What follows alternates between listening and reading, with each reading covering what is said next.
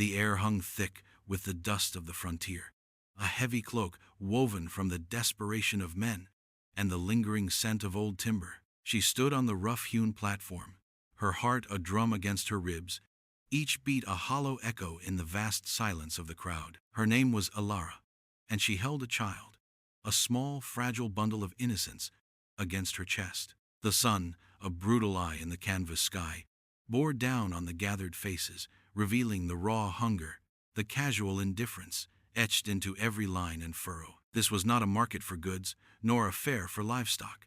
It was a place where human worth was weighed, measured, and then discarded or claimed. They called her a mail-order bride, a soft euphemism for a brutal truth, a label that stripped away identity and replaced it with a price. But she was more than that. She was a woman steeped in defiance, even as despair threatened to drown her. Her eyes, dark pools of quiet fury, met none of the gazes that devoured her, choosing instead to focus on the distant horizon, a blurred line where the world promised freedom it rarely delivered. Her child, mercifully, slept, oblivious to the cruel theater unfolding around them, a tiny anchor in the storm of her fear. This was the end of a long journey, one paved with shattered hopes and unspoken promises, a journey that had led her from the deceptive embrace of a distant promise to the harsh reality of an auction block in the dusty plains. The faces below blurred into a single, hungry entity, each man a potential master, each gaze a brand. She could feel the heat radiating from their curiosity, their judgment, their desire to possess. It was a weight almost unbearable, a physical pressure that threatened to buckle her knees. A single tear, unbidden, traced a path down her cheek, but she swallowed the rest, refusing to grant them the satisfaction of her full collapse. The auctioneer's voice, a booming instrument of commerce, began to cut through the oppressive quiet, each word a hammer blow against her fragile resolve. He spoke of her youth, her strength, her capacity for labor, listing her attributes as if she were a piece of chattel, not a living, breathing woman with a soul that screamed in silent protest. The baby stirred, a soft whimper, and Alara instinctively tightened her hold, a primal shield against the world's harshness. This was not a transaction. It was an amputation, the severing of her last vestiges of autonomy. Before we get into this tale, let us know in the comments, where are you watching from? And subscribe if you want more content like this one. The auctioneer's voice, a monotonous drone, began the macabre dance of numbers, each bid a sharp sting. Men called out figures, their voices flat, devoid of emotion, as if haggling over a sack of grain. Alara watched them, a profound detachment settling over her, a desperate shield against the relentless degradation.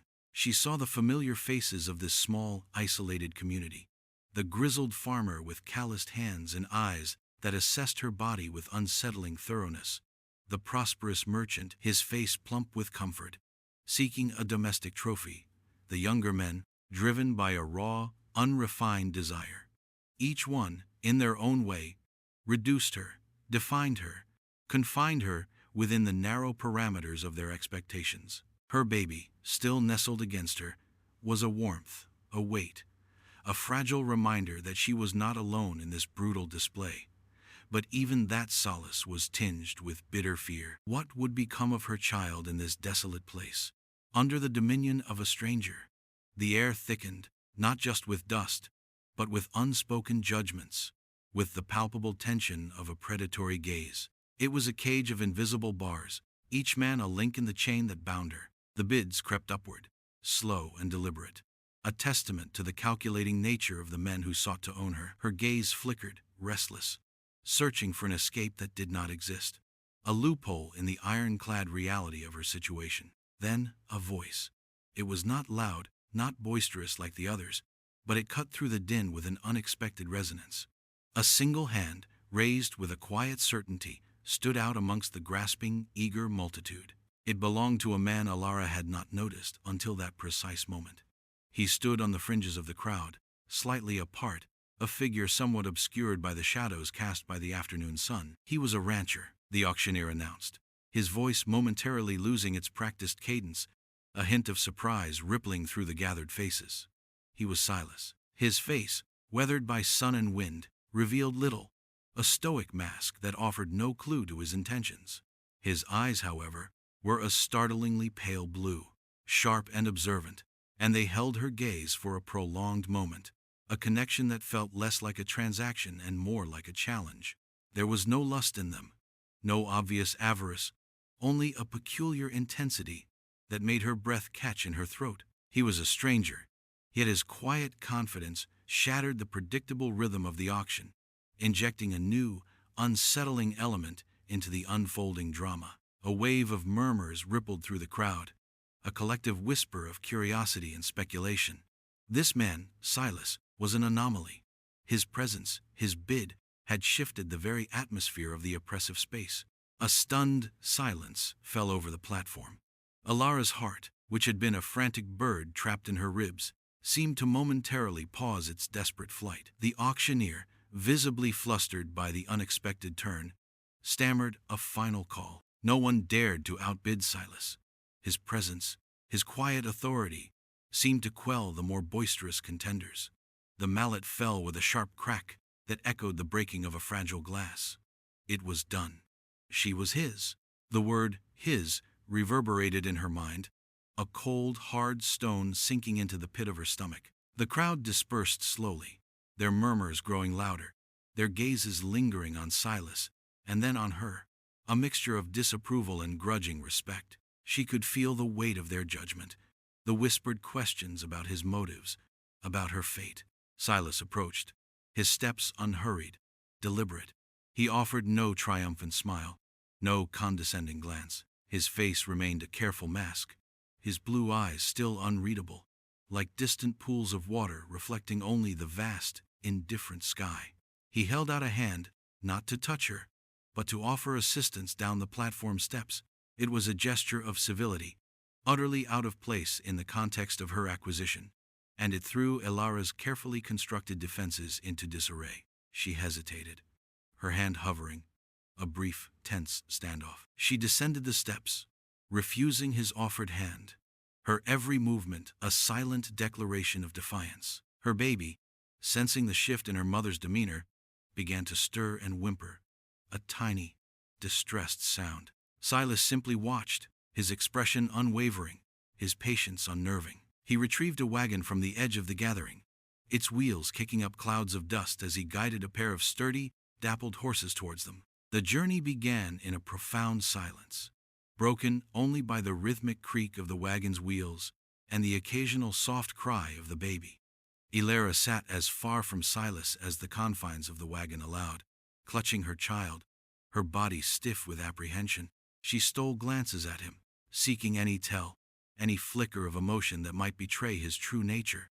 He drove with a quiet competence, his hands strong on the reins, his gaze fixed on the endless horizon. The sun began its slow descent, painting the sky in hues of orange and purple, a fleeting beauty that seemed cruel in its contrast to the bleakness of her situation. She remembered the journey that had brought her here, a journey filled with false promises and growing dread, the suffocating hope that had turned to ash in her mouth. She had believed, foolishly, in a new life, a fresh start, far from the shadows of her past. Now, those shadows seemed to stretch even further, enveloping her in their cold embrace. The land around them was stark, unforgiving, a vast expanse of muted greens and browns that spoke of solitude and struggle. Alara found herself wrestling with a new kind of fear, one that transcended the immediate threat of her captivity. It was the fear of the unknown, of a life without any semblance of control, tethered to a man whose motives were a sealed book. He had paid for her, bought her like property, yet he treated her with a strange, distant respect that defied the harsh realities of their arrangement. This paradox gnawed at her, fueling her suspicion. Had he chosen her for some unseen quality, or was this merely a different shade of ownership? She recalled the desperate, hushed conversations back home, the economic desperation that had driven her to this desperate gamble, the insidious whispers of a better life in the West that had seduced so many. Her own brother's face, etched with worry and resignation, flashed before her eyes. He had tried to dissuade her, but desperation had blinded her to the obvious perils. Now, every creak of the wagon wheel, every shift of the horse's hooves, seemed to carry the weight of her choices, of the irreversible path she had chosen. The silence stretched, heavy and profound. Between them, a chasm of unspoken questions and raw, unaddressed pain. As dusk deepened, a lone structure emerged from the vastness. A modest, sturdy ranch house, bathed in the soft glow of a single oil lamp.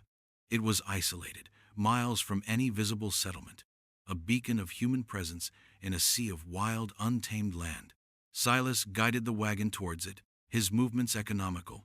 Practiced, he helped her down, his hand once again offered, and this time, in the dim light, she hesitated less, a flicker of pragmatic necessity overriding her stubborn pride. The ranch house was Spartan, clean, bearing the marks of a solitary existence.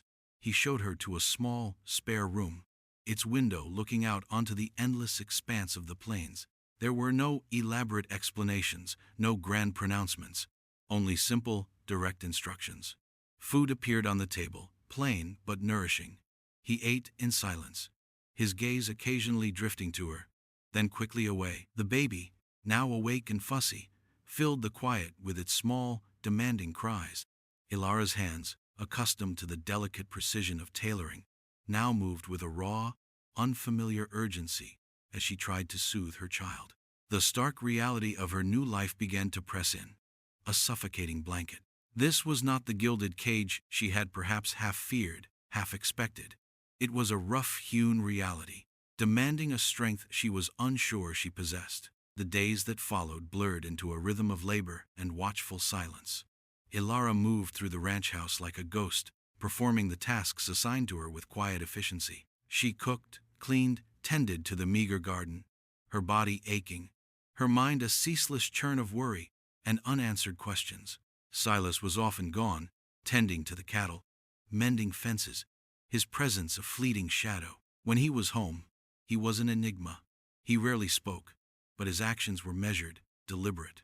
He never raised his voice, never demanded more than what was necessary. He was not cruel, not overtly harsh, yet the profound distance between them was a form of cruelty in itself, a constant reminder of her status. One afternoon, the baby, restless and feverish, cried with a despair that pierced the ranch's quiet. Ilara, her own fear a cold knot in her stomach, struggled to soothe her.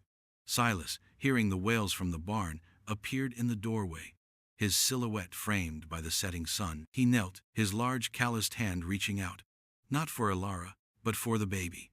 His touch was surprisingly gentle, his fingers brushing the child's forehead. He spoke, his voice low, gravelly. He needs something for the fever. There's a root I use, out by the creek. It was the first time he had offered anything resembling help, anything that hinted at a shared humanity beyond the transactional. Ilara, startled by his unexpected empathy, watched him go, a tiny crack appearing in the impenetrable wall of her suspicion. The moment was fleeting, a small ripple in the vast ocean of her apprehension, but it was there, undeniable. The silence that followed his departure was no longer just empty. It held the faint echo of a kindness she hadn't anticipated. A memory, sharp and unbidden, pierced the quiet of her solitude. A cruel flashback to the city that had once promised so much. Ilara saw herself, younger, full of a defiant fire, hunched over a sewing machine, the whir of the needle a constant hum in her ears. The city had been a labyrinth of opportunity and betrayal, a place where dreams were spun and then unraveled with merciless efficiency. Her family, humble but proud, had scraped by their existence, a testament to resilience. But then the sickness came, a brutal wave that swept through the tenements, leaving behind a trail of grief and insurmountable debt. Her brother, weakened by the illness, had fallen victim to a predatory loan shark, a man with a smile like a viper and a hand like a vice. The debt had grown, a monstrous shadow threatening to swallow them whole. It was then, in a moment of desperate clarity, that she saw the advertisement for respectable women seeking new beginnings in the West. It had painted a picture of prosperity, of land, of a future, free from the suffocating grip of poverty and expectation. She had seen it as her only escape, a sacrifice she had to make for her family, for the brother she adored. The lie she told herself, that it was a choice, had become a necessary shield. The mail-order bride scheme, a cruel twist of fate, had been her desperate attempt at salvation. She saw the auction block again, the hungry eyes, the auctioneer's booming voice, and realized the bitter irony. She had traded one form of servitude for another, albeit with different masters. The weight of that realization, the full scope of her misjudgment, pressed down on her, an invisible burden. The image of the loan shark, his sneering face, his threats, flashed before her eyes. The choice had been stark: humiliation or utter ruin. And so she had chosen humiliation, hoping to preserve some fragment of her family's dignity.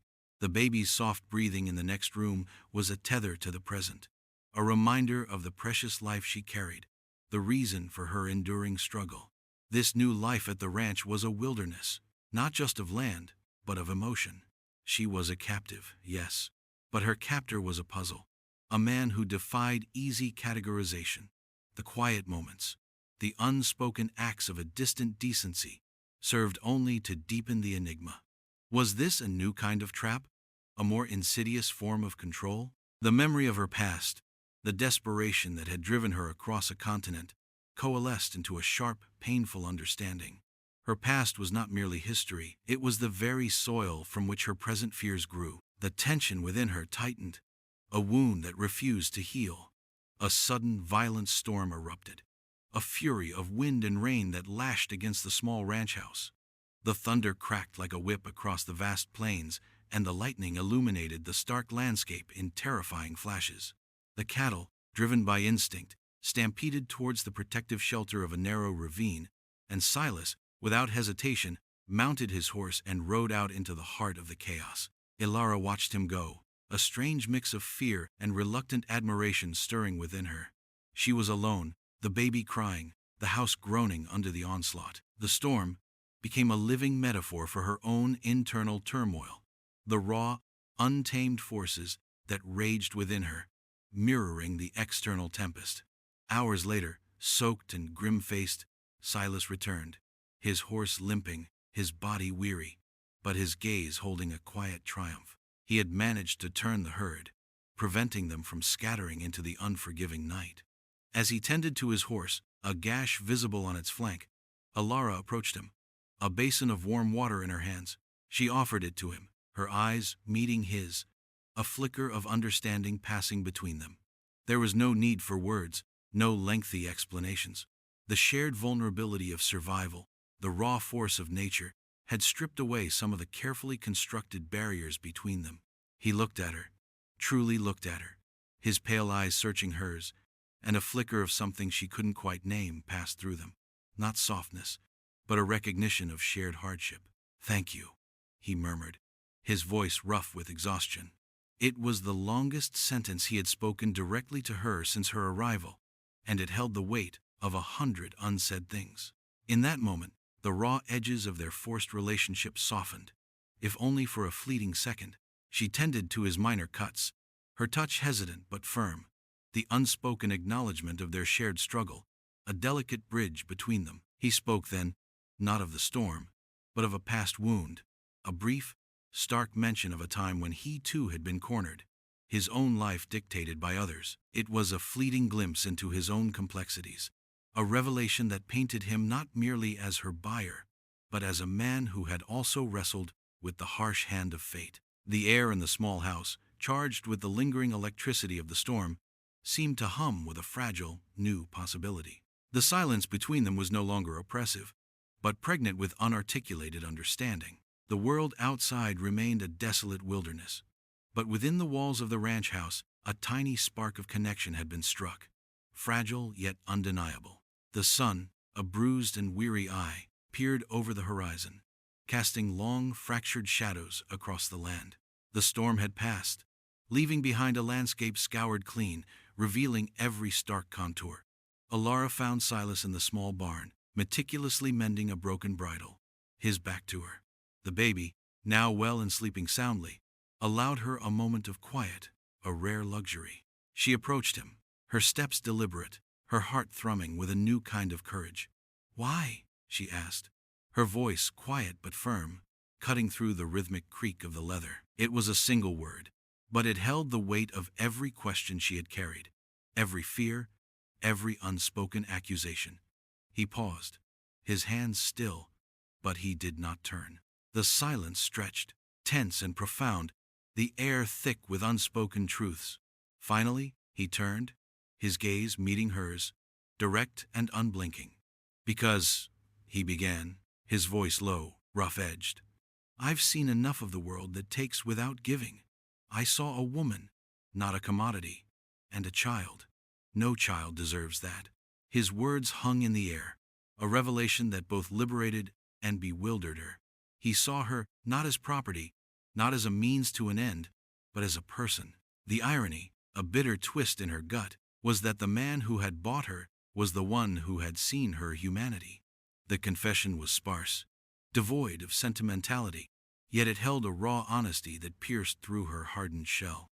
He spoke of his own past, not in detail, but in broad strokes, a past shaped by loss, by the brutal indifference of a world that valued possession over compassion. His ranch, he revealed, was not merely a livelihood, it was a sanctuary, a place he had built from nothing, fiercely independent, a testament to his own survival. He had seen the degradation of the auction block, the hungry eyes of men, and something within him had rebelled against it. His purchase of her was not an act of benevolence, he stated plainly, but an act of defiance, a quiet rebellion against a system he despised. He had offered her a refuge, not a master, a chance to rebuild, if she chose to take it. Her past, he knew, was her own. Her story not to be demanded, but to be shared, if she ever felt safe enough to do so. The confession shattered the remaining walls around her heart, exposing the raw, vulnerable truth of her own journey. The desperation that had led her to the auction, the fear that had defined her existence, slowly began to recede, replaced by a precarious hope. The silence that followed was not empty, but filled with the fragile beginnings of understanding, a bridge built not of words, but of shared, unspoken pain and the dawning recognition of a nascent trust. The days stretched into weeks, a slow, deliberate unfolding of life on the ranch. Ilara, no longer a phantom, began to occupy the space with a newfound sense of purpose. She worked, not out of fear, but out of a quiet commitment, her hands finding a rhythm in the chores, her mind slowly unclenching its tight grip of apprehension. Silas remained a man of few words, but his actions spoke volumes. He left her to her own devices, yet his presence was a constant, grounding force. He built a small, sturdy crib for the baby, a silent gesture that spoke of permanence, of a future, however uncertain. He brought her books, salvaged from some forgotten past, knowing her quiet thirst for knowledge.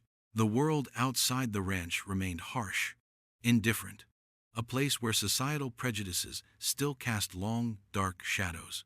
But within the confines of their small haven, a different kind of reality was slowly, painstakingly forged. There were still moments of tension, silent misunderstandings born of their vastly different worlds. But now, a fragile thread of communication, an unspoken understanding, began to bind them. The scar on Ilara's spirit, carved by desperation and dehumanization, began to heal. Slowly, imperceptibly, like earth mending after a long drought. She found solace in the vast, open skies, in the honest labor of the land, in the quiet companionship of the man who had inexplicably offered her a second chance. The baby, thriving under her devoted care, became a symbol of their fragile new beginning, a beacon of pure, untainted hope. Silas, the stoic rancher, was no less complex. His own past, a tapestry of unspoken struggles. But in Ilara's presence, a quiet humanity began to bloom within him. He learned to trust, to open himself to the subtle currents of emotion that pulsed beneath her guarded exterior. The auction, a bitter memory, became a distant echo, a stark reminder of the darkness they had both traversed. Their story was not one of romantic love, not in the traditional sense, but of a deeper, more profound connection, forged in the crucible of shared adversity. It was the story of two fractured souls, brought together by an improbable twist of fate, who, against all odds, found a precarious kind of refuge, a quiet dignity, and a shared future, not in grand gestures, but in the simple, everyday act of surviving, and perhaps, finally living. The silence that had once defined their relationship now held the promise of unspoken understanding, a future etched not in certainties, but in the quiet, hopeful rhythm of two lives, inextricably bound, navigating the vast, unpredictable expanse of the world together.